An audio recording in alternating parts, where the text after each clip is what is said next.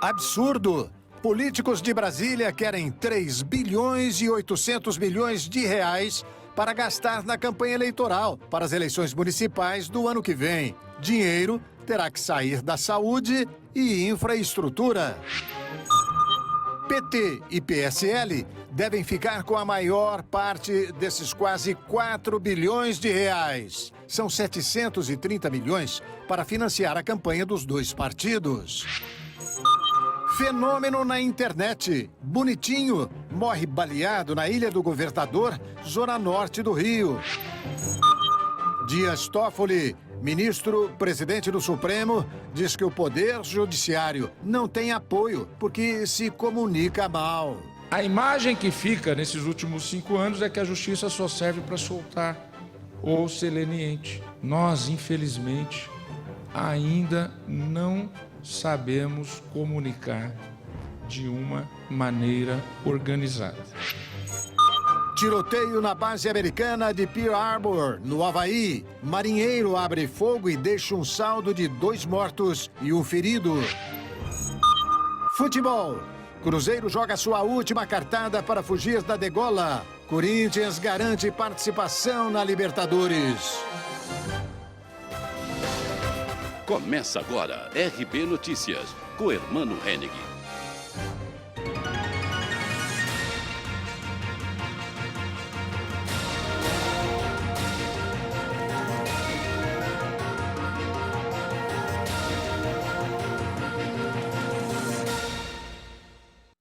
Olá, boa noite. Boa noite. Congresso quer tirar verba de saúde e da educação para transferir para o fundo eleitoral. Comissão aprovou relatório que aumenta recursos de campanha para quase 4 bilhões de reais, em detrimento de áreas sociais, como o desenvolvimento regional.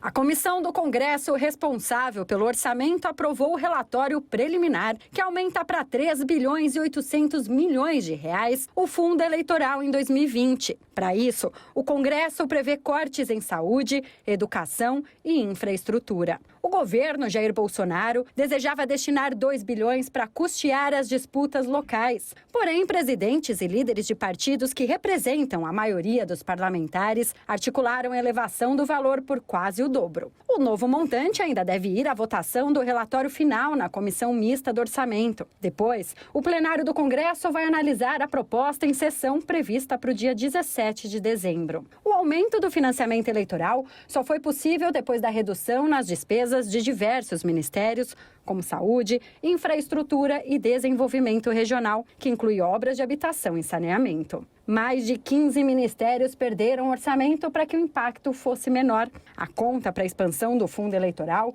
foi apresentada pelo relator da proposta de orçamento de 2020, deputado Domingos Neto, do PSD. Em entrevistas, Neto afirmou que o aumento não causa prejuízos à população. Se mantido esse valor, o fundo será mais que o dobro do que em relação a 2018, quando se distribuiu 1 bilhão e 700 milhões de reais aos candidatos. O dinheiro sai do caixa da União. O ministro Dias Toffoli disse que o Poder Judiciário perde apoio porque se comunica mal. Para o presidente do Supremo Tribunal Federal, magistrados e servidores reproduzem senso comum mentiroso que prejudica a própria carreira. O presidente do Supremo Tribunal Federal, Dias Toffoli, afirmou hoje que o Poder Judiciário brasileiro perde apoio da sociedade porque não sabe se comunicar. Toffoli discursou na abertura do 3º Encontro Nacional de Comunicação do Poder Judiciário. O ministro afirmou que instituições da área não se comunicam de maneira organizada e perdem apoio para Ministério Público e Polícia Federal, que, conforme Toffoli, se comunicam bem com a imprensa. Capital,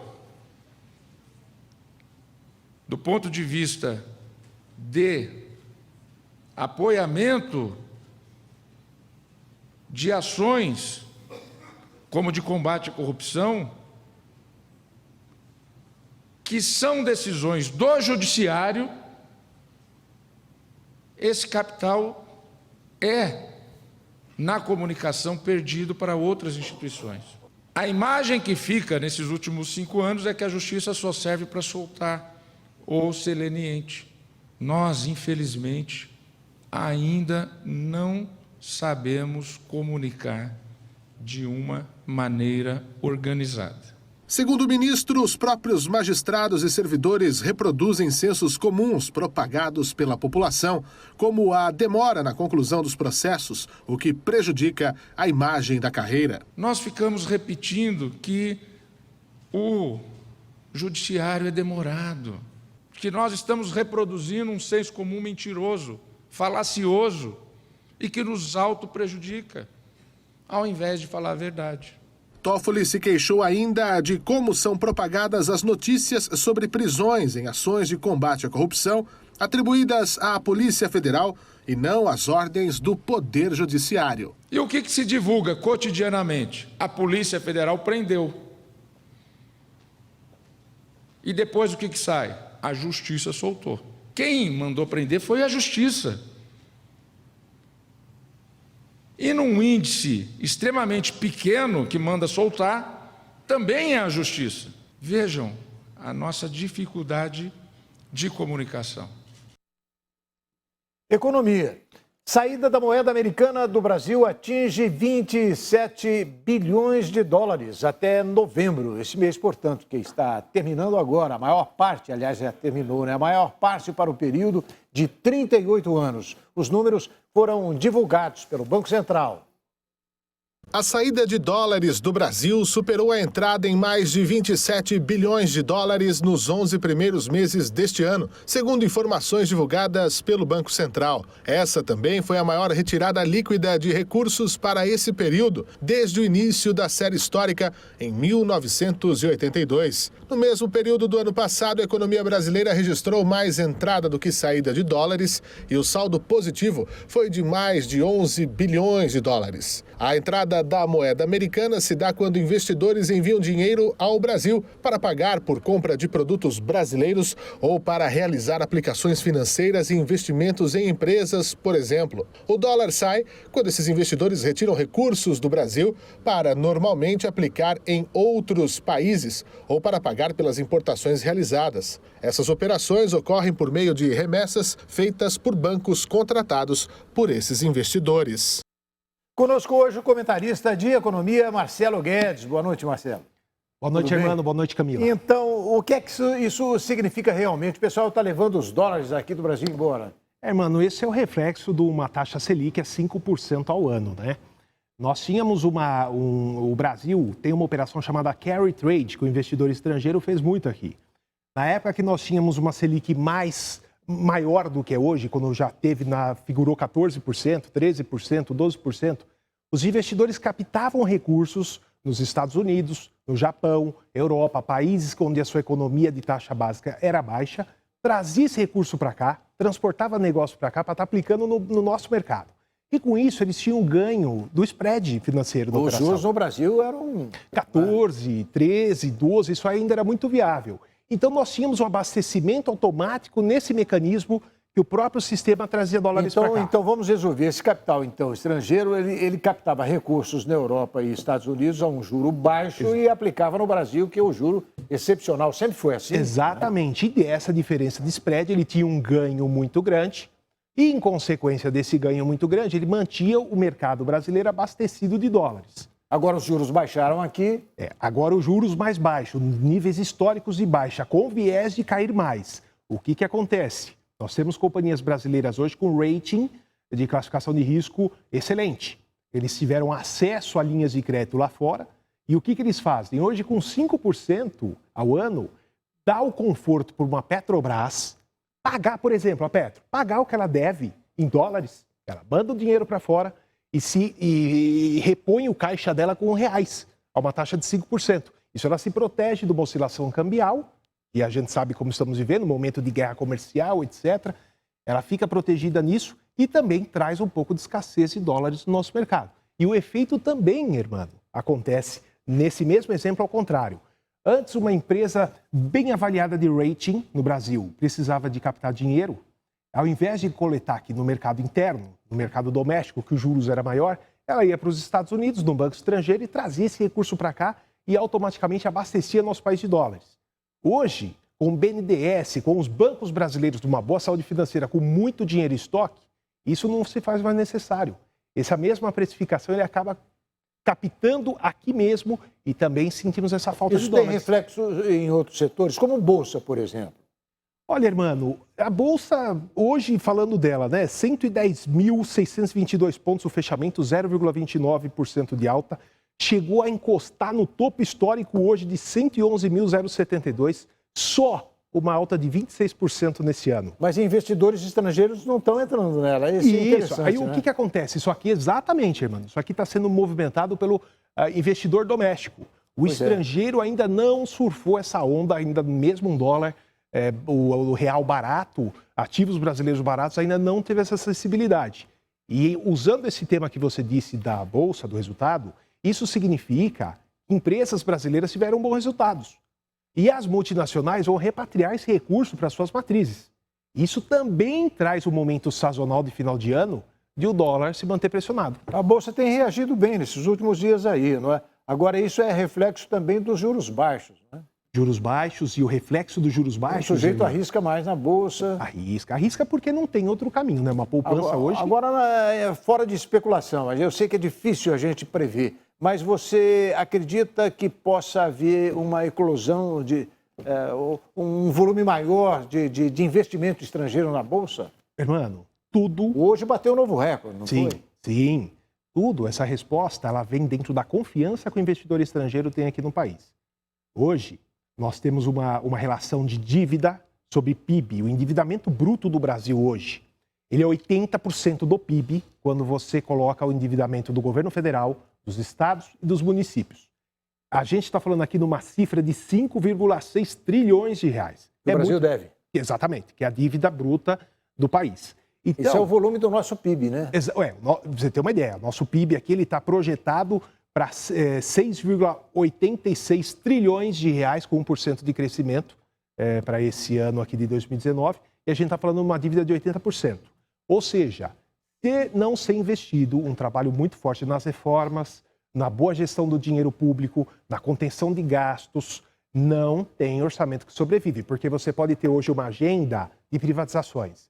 Perfeito, você vai lá e cobre esse déficit no momento, mas o ano que vem, a privatização ela foi sazonal. Você vende um bem da União para estar captando dinheiro, que nem tivemos na sessão onerosa, que tivemos recentemente, e depois? Você vai cumprir esse caixa com o quê? A necessidade de déficit fiscal do país, se você não fizer o papel de casa. Isso o investidor está muito atento para o Brasil. O risco Brasil hoje, ele chegou a 125 pontos, nível histórico. Estamos próximos do que éramos quando tinha o grau de investimento, o selo de bom pagador.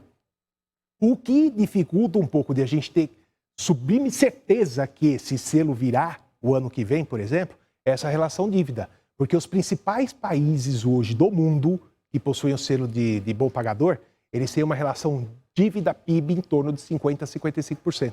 Nós estamos muito acima dessa média. Marcelo, eu vou explorar você mais um pouquinho. Questão do PIB, né? Há notícias boas vindo por aí, não é? Os jornais destacam que há uma previsão de uma melhora significativa no movimento, na riqueza que circula no país. Exato, irmão. Essa semana nós tivemos a divulgação do PIB, que nós tínhamos uma expectativa de 0,41%. Ele veio extremamente animador, chegamos a 0,60%. Automaticamente, isso já levou à projeção de fechamento do ano, que ela já chegou a ventilar, de acordo com a crise da Argentina, tudo que nós também sentimos o reflexo disso, ela já chegou a estar em 0,82%, 0,83%, muito otimista e deve estar fechando o ano em 1%. 2018. Isso, 2019, agora o ano nosso letivo. Para 2019. Exato. E 20, sim, exato. 2019, e é uma expectativa boa também para 2020. Isso, agora 2020, a expectativa do próprio Banco Central, que ele é conservador, ele colocou 2,20% de projeção de alta.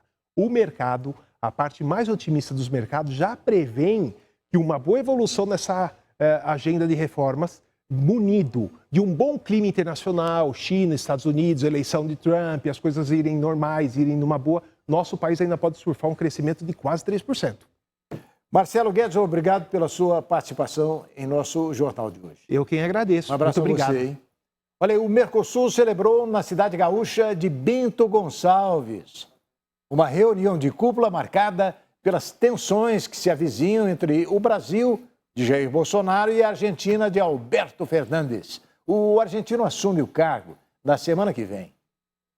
O Mercosul iniciou uma reunião de cúpula em Bento Gonçalves, no Rio Grande do Sul. A cúpula é marcada pela tensão entre seus integrantes. Eleições recentes desencadearam atritos entre o Brasil e a Argentina, o que ameaça dificultar a ratificação do histórico acordo de livre comércio com a União Europeia. Este encontro presidencial do bloco será o último com Maurício Macri na presidência argentina, a quem o presidente Jair Bolsonaro tinha apoiado na campanha eleitoral. Bolsonaro disse nesta quarta-feira que a Argentina perde muito mais em caso de tensão com o Brasil, mas que apostará no pragmatismo nas relações com o novo governo do peronista de centro-esquerda Alberto Fernandes. Bolsonaro, que já tem como aliado o presidente Mário Benítez do Paraguai, conta com o recém-eleito Luiz Lacalle Pou no Uruguai. O liberal vai assumir em março e colocará fim a 15 anos de governos de esquerda em seu país. A recomposição ideológica do bloco ocorre no marco das convulsões políticas e sociais que sacodem a América do Sul. Bonitinho, figura conhecida nas redes sociais, foi morto a tiros no Morro do Dendê, na zona norte do Rio. Os detalhes você vai acompanhar daqui a pouquinho, depois do intervalo. Voltamos já.